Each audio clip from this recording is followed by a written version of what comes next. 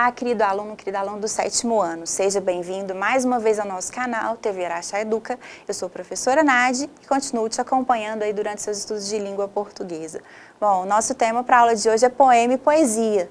E aí, o que é poema, o que é poesia? Tem diferença? Você se lembra? Vamos falar um pouquinho disso. O poema ele é um texto literário composto por versos, estrofes e pode ter até rimas.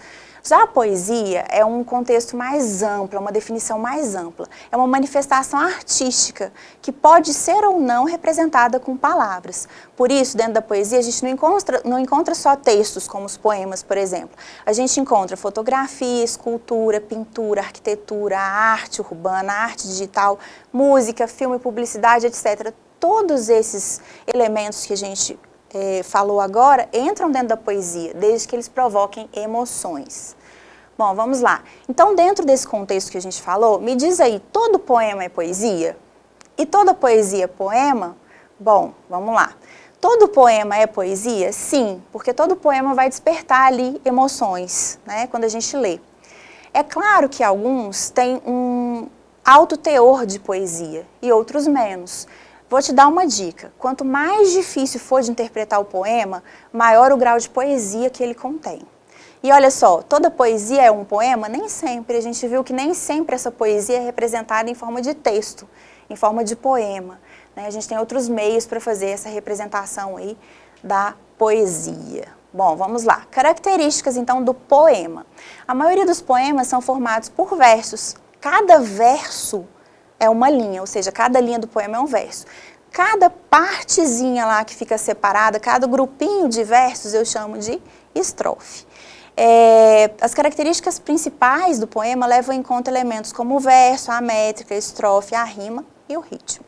Olha só, então é mais ou menos isso. Eu tenho um texto, eu identifico que esse texto é um poema, cada linha do texto é um verso. Então aqui nessa primeira estrofe, esse primeiro bloco é uma estrofe, eu tenho 4 versos, certo? Na segunda estrofe também tenho 4, na segunda estrofe 4, na terceira estrofe 4, e a gente vai falar já dos nomes que eu dou para essas estrofes aí de acordo com o número de versos. Bom, vamos lá. Tipos de poema. De acordo com o tema, o assunto que traz o poema, eu classifico. Se ele é lírico, ele tem um caráter mais sentimental, mais subjetivo, como os sonetos, por exemplo. Daqui a pouco a gente vai analisar um deles.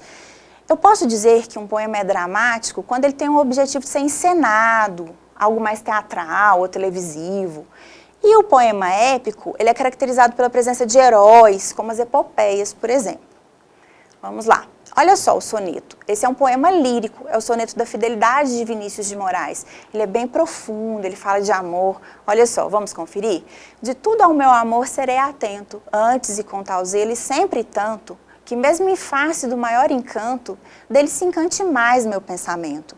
Quero vivê-lo em cada vão momento, e em louvor hei de espalhar meu canto, e rir meu riso e derramar meu pranto, ao seu pesar ou seu contentamento. E assim, quando mais tarde me procure, quem sabe a morte, angústia de quem vive, quem sabe a solidão, fim de quem ama, e eu possa me dizer do amor que tive, que não seja imortal, posto que é chama, mas que seja infinito enquanto dure. Bom, eu tenho certeza que você já leu esse texto em algum momento aí da sua vida escolar, não é mesmo?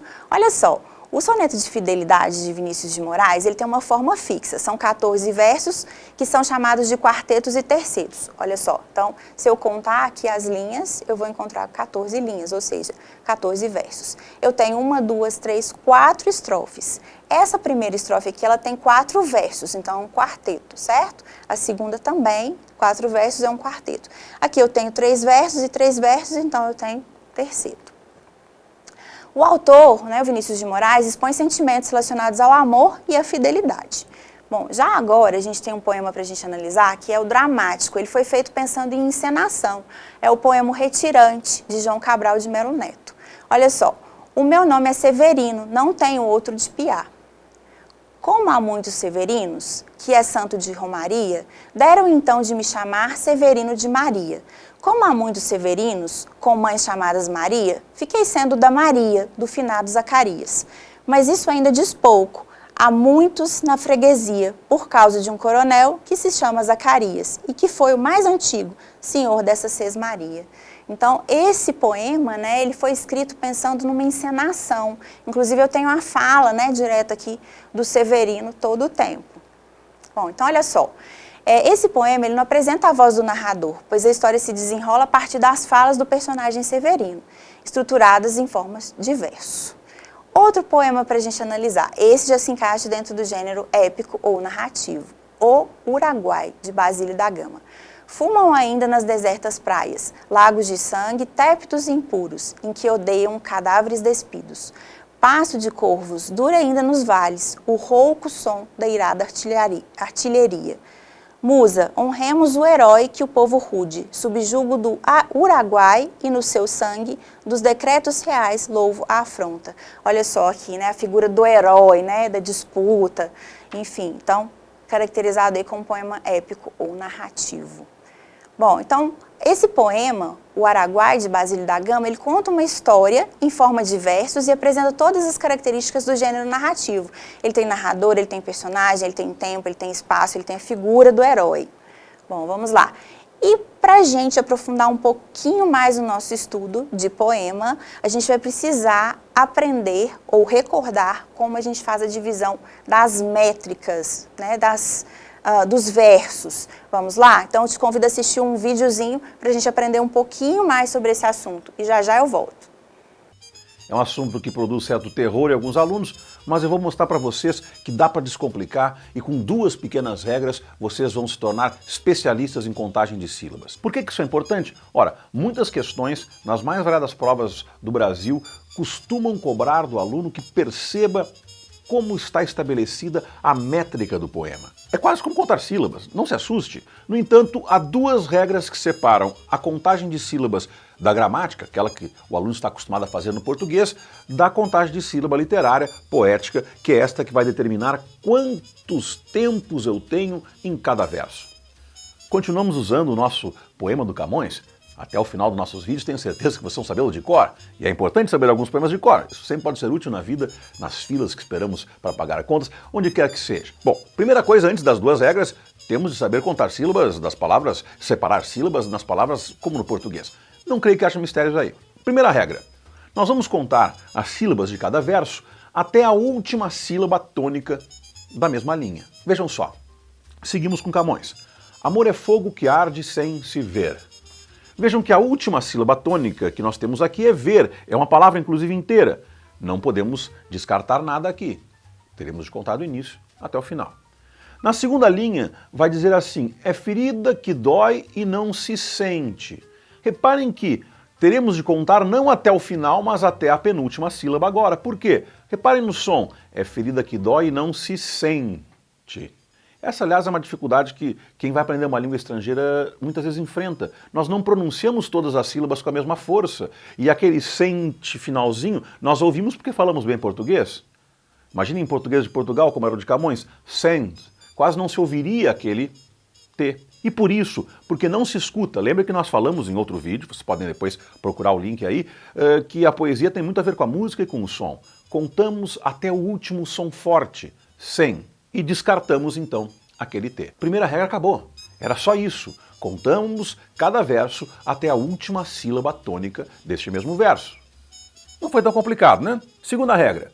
Essa aqui sim depende de nós olharmos alguma coisa junto agora no vídeo. Nós vamos unir, por questão também de som, ao final de uma palavra e ao início da outra, as sílabas formadas por vogais que tiverem som fraco e forte ou forte e fraco.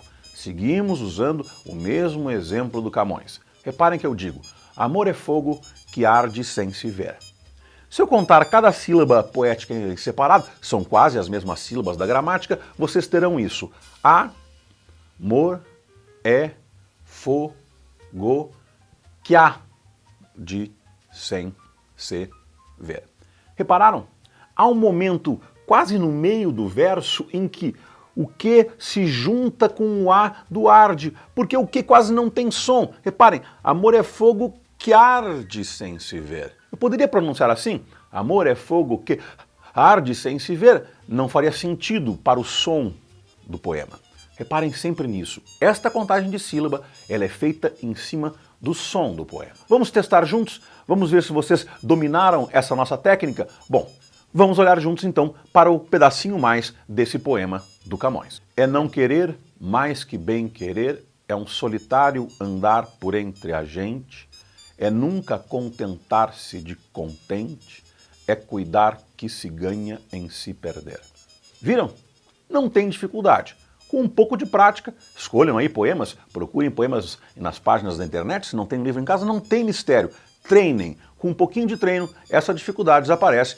E aí, aprendeu direitinho como fazer essa divisão? Bom, e de acordo com essa divisão, a gente vai dizer aqui, né, de acordo com o número de sílabas poéticas de cada verso, se é monossílabo, dissílabo, trissílabo, tetrassílabo, pentassílabo ou redondilha menor, que é uma das formas fixas e mais usadas pelos poetas, hexassílabo, heptassílabo ou redondilha maior, que também é das classificações que se destaca, octassílabo, eneassílabo, decassílabo ou heróico, também é um dos 3 mais usados, endecassílabo, dodecassílabo ou alexandrino, o bárbaro, e também tem os versos livres, que não seguem essa divisão da métrica, como a gente viu, como a gente analisou. Mas vamos lá, tirei um trecho do soneto de Fidelidade de Vinícius de Moraes para a gente fazer a divisão. Vamos fazer a primeira divisão de acordo com a divisão silábica gramatical que a gente aprendeu e depois com a divisão dos versos aí de um poema. Então, a divisão por sílabas gramaticais. Olha só, de tudo ao meu amor serei atento. Então, se a gente contar, a gente vai encontrar 12 sílabas. No segundo verso, antes e com tal zelo e sempre e tanto. A gente vai ter 13 sílabas. Então, essa seria uma divisão normal das palavras, conforme a gente aprendeu aí na gramática, né, nas aulas de língua portuguesa. Olha só a divisão poética, das sílabas poéticas. De tudo ao meu amor serei atento. Olha só, eu só tenho 10 sílabas, por quê? Eu junto aqui, né, o tudo ao vai ser uma sílaba só. E no final, como você observou lá no vídeo, que ensina a contar as sílabas, né, poéticas de cada verso, com a palavra atento, a sílaba tônica é o ten, eu desprezo na contagem to, ok? Aqui a mesma coisa, quando eu tenho zelo e, eu vou juntar, né, esse som vocálico aqui é considerado uma só sílaba poética. A mesma coisa acontece com o sempre o e, é uma sílaba poética somente. E a palavra tanto, que é a última, né, o tan é a sílaba tônica, então eu desprezo a sílaba átona, que é o to. Então, nesse verso que a gente analisou aqui primeiro, ele tinha 12 sílabas de acordo com a divisão gramatical, mas de acordo com a divisão das sílabas poéticas, ele tem só 10 sílabas. O segundo, ele teria 13 sílabas, ele tem 13 sílabas, segunda divisão gramatical, mas, segunda divisão das sílabas poéticas aqui, né, do verso, ele terá só 10 sílabas, ok? Então, um poema, né, um verso com 10 sílabas, eu chamo de decassílabo ou heróico, voltando aqui nessa nossa classificação, ok? Bom, vamos lá, passando adiante. De acordo com o tipo de verso, eu posso classificar o poema como regular ou isométrico, quando ele tem a mesma medida. Então, todos os versos decassílabos, por exemplo, né? Como no caso do soneto ali que a gente analisou. Posso dizer também que são livres ou heterométricos, são aqueles com medidas irregulares diferentes, então não tem a mesma medida nos versos, não segue um padrão. E ainda como brancos ou soltos, que eles podem apresentar um padrão de métrica, mas eles não apresentam um padrão de rima. Bom, então vamos lá. Classificação das estrofes. Quando a estrofe tem 2 versos, eu digo que é dístico, 3 versos um terceto, 4 versos um quarteto, 5 versos uma quintilha. Quando a estrofe tem 6 versos, uma sextilha, 7 setilha, 8 oitava, 9 nona, 10 décimas e mais 10 versos eu chamo de irregular. Vamos analisar agora, falar um pouquinho dos tipos de rimas. Para analisar a rima, eu vou ver o final da palavra no verso, né? O final da última palavra no verso. Olha só esse caso aqui, de Ferreira Goulart. Vagueio campos noturnos, muros soturnos, paredes de solidão, sufocam minha canção. Então, analiso aqui noturnos, eu tenho turnos, e soturnos, turnos, então é a mesma rima. A primeira rima que aparece, eu uso letra A. Segunda rima que aparece, solidão e canção, então o ão, letra B. Quando eu tenho esse esquema A, A, B, B, eu vou chamar de rimas emparelhadas. Olha só, agora versos aí do Álvares de Azevedo para a gente analisar. Minha desgraça, não é ser poeta, nem na terra de amor não ter um eco. É meu anjo de Deus, o meu planeta, tratar-me como trata-se um boneco.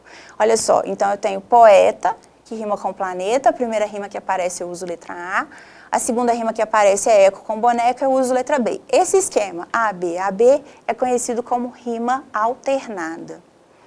Vamos lá, continuando as nossas análises, agora o versos do Machado de Assis. Ilustríssimo, caro e velho amigo, saberás que por um motivo urgente, na quinta-feira 9 do decorrente, preciso muito de falar contigo. Então eu tenho amigo rimando com contigo, coloco letra A na primeira rima que aparece, a segunda urgente e corrente. Essa estrutura então, AB, BA, é chamada de rimas opostas ou rimas interpoladas. Vamos lá, mais um poema aí para a gente analisar a estrutura das rimas. Uma criatura. Sei de uma criatura antiga e formidável, que a si mesma devora os membros e as entranhas. Com a sofreguidão da fome insaciável, habita juntamente os vales e as montanhas. E no mar que se rasga a maneira do abismo, espreguiça-se toda em convulsões estranhas. Traz impresso na fonte obscuro despotismo, cada olhar que despede, acerbo e mavioso. Parece uma expansão de amor e egoísmo. Olha só, então eu tenho formidável, rimando com insaciável, entranhas, rimando com montanhas, abismo, rimando com despotismo e com egoísmo. E ainda tenho, são essas três rimas. Bom, então aqui eu tenho rimas encadeadas, que é quando o primeiro verso rima com o terceiro, o segundo com o quarto, o sexto com o quinto, o sétimo e o nono, e assim por diante. Bom, vamos lá. E aí, ficou com vontade de escrever um poema? Que tal se arriscar um pouquinho? Então eu trouxe uma poeta muito legal, inclusive, dá uma conferida lá no canal dela, ela tem várias dicas, ela é uma poetisa assim incrível, que é a Wangli, e aqui eu separei um trecho do vídeo dela que ela vai dar 3 dicas preciosas e bem práticas para que você se arrisque aí no seu primeiro poema, nos seus primeiros versos. Vamos lá, vamos conferir? 1. Leia o seu poema em voz alta enquanto você estiver escrevendo ou revisando ele, prestando atenção na musicalidade. Um bom poema, ele vai ter as palavras se combinando seus sons de uma maneira agradável aos ouvidos e agradável à fala. Quando você está escrevendo uma prosa, seja um romance, um conto, uma crônica, a preocupação com a musicalidade do texto, ela não é estritamente necessária para você ter um bom resultado. Agora, quando a gente está falando de poema, no poema, a musicalidade do texto, ela é necessária na maioria das vezes, sim, para você ter um bom resultado. É claro que eu não tô falando daquelas propostas mais diferentonas, super experimentais, tipo aqueles poemas do E. Cummings, que são impronunciáveis, mas sim tô falando de poemas de uma maneira mais geral. E o porquê disso, até os poemas do Cummings impronunciáveis, eles servem para ilustrar. O motivo é que o poema, ele é o gênero literário, ele é o tipo de texto em que mais se coloca a linguagem em primeiro plano. É por isso que o poema usa versos, usa rimas, usa aliterações e outros recursos que a prosa em geral não usa ou não usa com tanta intensidade. O poema tem que ter essa preocupação estética. Para ilustrar essa ideia da musicalidade, eu peguei o início de um poema do Menotti Del Picchia que se chama O Voo. E eu vou ler aqui para vocês. Goza a euforia do voo do anjo perdido em ti.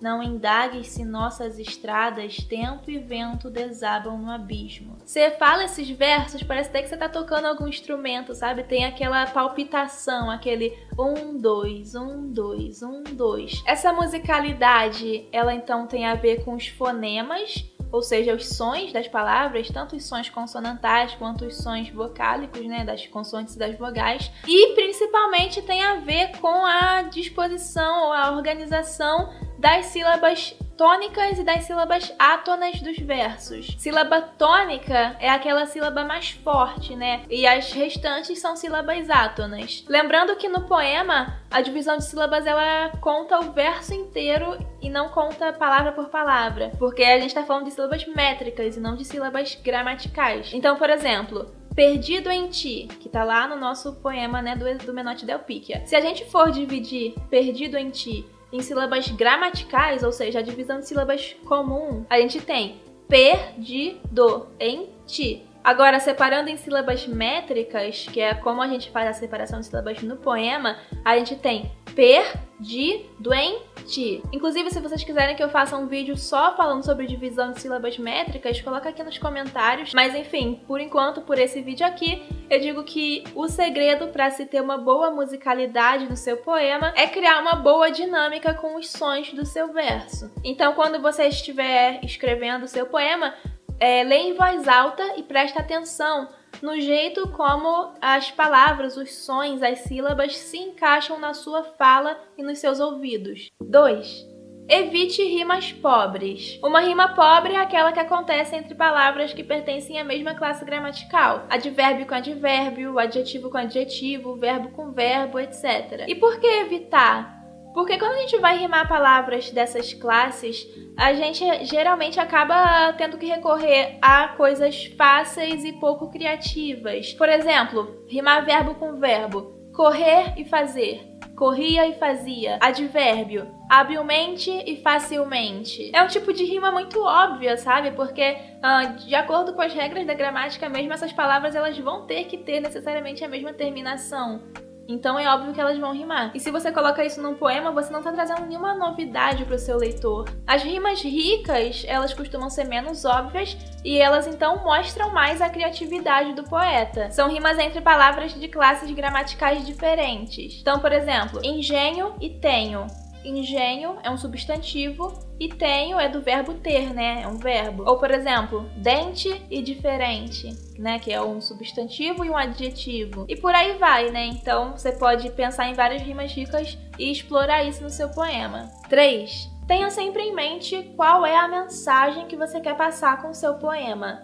Você pode até pegar e escrever aquilo e deixar ali como um norte enquanto você escreve, né? Para poder se guiar a partir daquilo. Quando eu digo mensagem, eu tô falando no sentido da comunicação mesmo. Então, a mensagem é qualquer coisa que você, enquanto emissor, está querendo comunicar para um receptor. Essa mensagem pode ser um pensamento, pode ser uma teoria, pode ser uma narrativa, pode ser a expressão de algum sentimento, pode ser o que você quiser. O que é interessante é você ter sempre em mente essa mensagem enquanto você escreve, para você não acabar se perdendo no que você quer comunicar. Por exemplo, pode ser que você queira dizer uma coisa X com o seu poema, mas aí você está escrevendo e você começa a fazer rima aqui, rima ali, botar metáfora, e aí no final você pode até ter um texto esteticamente bom, mas que vai falar e não vai dizer nada. Ou você acaba dizendo um monte de coisa uma em cima da outra e o seu leitor no final não vai acabar captando nada. Então é bom tomar cuidado para você não perder a mensagem no meio do caminho. Na poesia contemporânea, inclusive,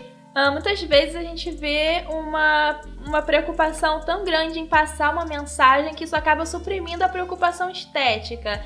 Mas o que eu acho é que um bom poema, ele vai ter sim a preocupação estética num equilíbrio com a preocupação comunicativa. E é por isso que as dicas 1 e 2 são tão importantes. Porque se você tem um poema que está comunicando alguma coisa, mas que não tem uma estética boa, que não tem rimas boas, ou que não tem uma musicalidade, aquilo acaba virando, sei lá, não chama tanta atenção pensando em beleza mesmo, né? Então eu acho que se você trabalhar a estética do seu poema, trabalhar bem isso, e ao mesmo tempo trabalhar uma mensagem que você consiga realmente transmitir para o público, uma mensagem bem comunicada, eu acho que a aliança entre esses dois elementos, ela cria um ótimo poema.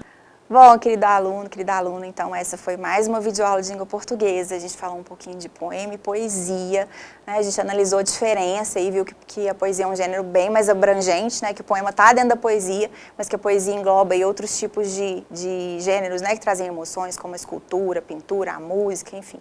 A gente falou um pouquinho dos poemas, a gente analisou alguns poemas, a gente aprendeu a fazer divisão das métricas, classificar os versos, as estrofes, as rimas, e no finalzinho a gente teve uma dica aí de uma poetisa para que você se arrisque aí nos seus primeiros versos, no seu primeiro poema. Bom, então essa foi mais uma videoaula de língua portuguesa, espero que você tenha gostado. Até a próxima!